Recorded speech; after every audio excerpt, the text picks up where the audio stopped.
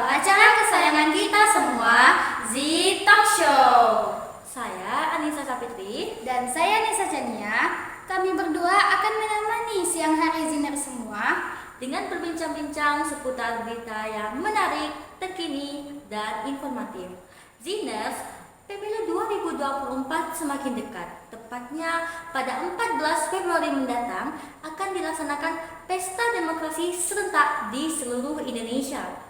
Mulai dari pemilihan calon presiden dan calon wakil presiden beserta calon legislatif dilakukan secara bersamaan. Warga negara yang telah memenuhi segala persyaratan berhak memberikan hak suaranya dalam pesta demokrasi ini demi menentukan nasib bangsa Indonesia untuk 5 tahun yang akan datang. Persaingan ketiga calon sangat panas dan kondisi politik pun kian memanas. Hal ini menimbulkan berbagai respon di kalangan masyarakat. Tak terkecuali dari generasi muda yang ikut serta dalam pemilu untuk pertama kalinya. Pada siang hari ini, saya dan Nesa sebagai warga negara yang perdana ikut dalam pesta demokrasi akan berbincang-bincang seputar situasi dan persoalan pemilu 2024.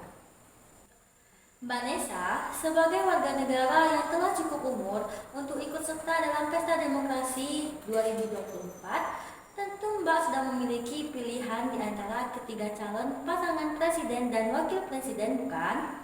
Ya, tentu saja. Setelah melakukan berbagai riset, saya telah memiliki bakal nama capres yang akan saya pilih untuk memimpin bangsa kita 5 tahun yang akan datang. Mbak Nisa sendiri juga pasti sudah memiliki bakal nama capresnya, bukan? Itu sudah pasti, mengingat waktu pencoblosan yang semakin dekat, dan apabila kita belum menentukan pilihan kita, maka itu merupakan sebuah kerugian, di mana satu hak suara saja sangat berarti dalam menentukan masa depan bangsa kita. Lalu bagaimana tanggapan Mbak Nisa tentang kondisi pemilu 2024 ini yang kian memanas? Karena menurut saya ini adalah pemilu yang paling panas di negara kita. Menurut saya ya wajar aja kondisinya seperti ini. Toh ketiga pasangan calon presiden dan wakil presiden itu memang bersaing untuk menjadi pemimpin negara Indonesia. Mana ada kan persaingan yang gak panas? Tetapi kita sebagai warga negara jangan terpecah belah hanya kata kita berbeda pilihan politik. Wah, pendapat yang bagus Mbak Nisa. Saya sangat setuju akan hal tersebut. Tapi Mbak Nisa, mungkin Mbak juga sudah melihat di berbagai media internet banyak sekali beredar berita terkait dengan pemilu 2024 yang belum tentu kebenarannya, namun telah disebarluaskan sehingga banyak masyarakat yang menelan mentah-mentah berita tersebut. Kalau Mbak Nisa secara pribadi, bagaimana Mbak menyikapi hal tersebut? Menurut saya, berita di internet itu belum tentu 100% akan kebenarannya. Untuk itu, saya pribadi tidak mudah terprovokasi akan isu-isu yang berseliweran di dunia internet. Saya juga mengajak teman-teman Ziner semua untuk bijak dalam menerima informasi tersebut.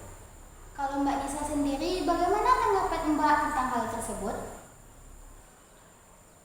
Saya pribadi hampir sama dengan Mbak Nisa, di mana saya memilih untuk mencari serta membaca berita maupun informasi di media yang netral, sehingga kita bisa lebih objektif dalam menilai ketiga pasangan calon presiden dan wakil presiden. Selain itu, saya juga tidak mudah menyebarluaskan berita yang belum tentu kebenarannya, baik itu kepada keluarga, teman, pasangan, maupun grup-grup organisasi. Tapi saya pengen tahu, menurut pandangan Mbak Nesa, di antara ketiga pasangan calon presiden dan wakil presiden dalam Pilpres 2024, siapakah menurut Mbak yang paling mempunyai kompetensi untuk menjadi pemimpin negara Indonesia periode 2024 hingga 2029?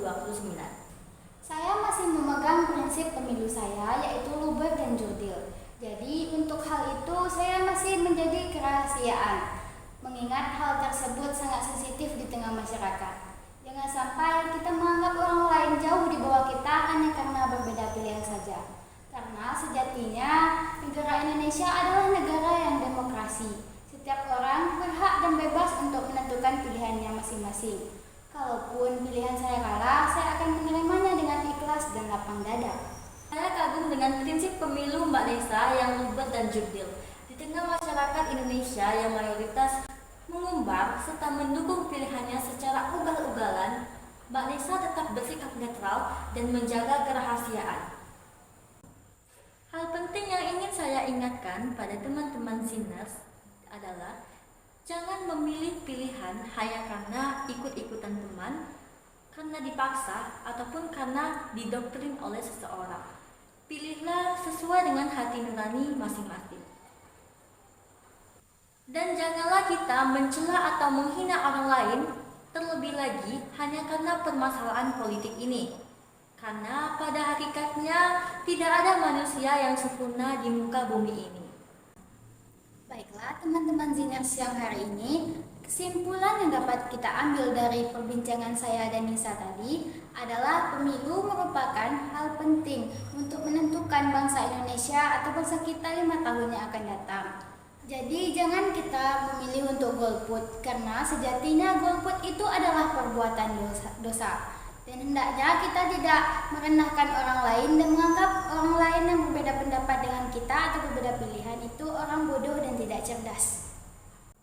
Kembali lagi saya tekankan pada teman-teman Ziner untuk tidak terpecah belah hanya karena permasalahan politik.